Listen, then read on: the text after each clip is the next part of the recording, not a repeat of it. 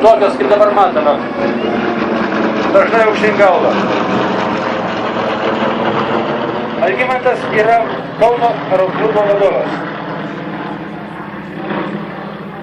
Dešiniau vedančiojo skrendantis Robertas Noreika gimęs Skuode, Vilniuje baigė astrofiziką, bet tuo metu jau buvo patyręs lakūnas sportininkas ir pradėjo dirbti instruktoriumi Vilniaus Dariaus ir Girėno aeroklube.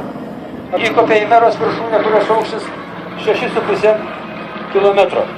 Tačiau, kai praėjusių metų pradžioje jis prašnekome 6-ąją pasaulio viršūnę Čiovojų, įsišovusią į 8201 metro aukštį, sunerimame ne juokais.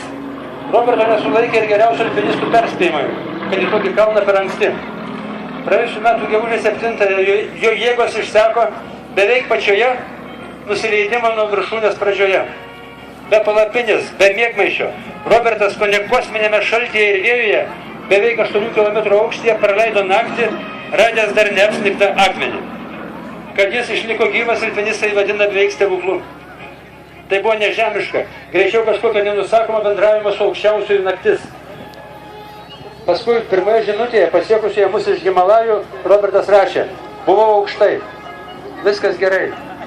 Deja, ne viskas buvo gerai. Tada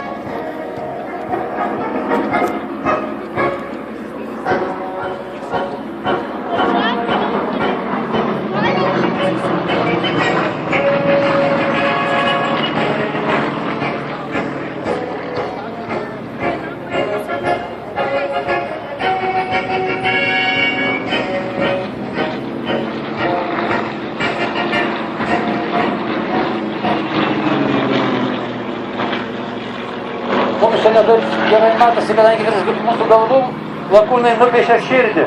Taip jie parodė mums savo meilę, bet jeigu būtų truputį toliau nuo aerodromo, geriau būtume matę.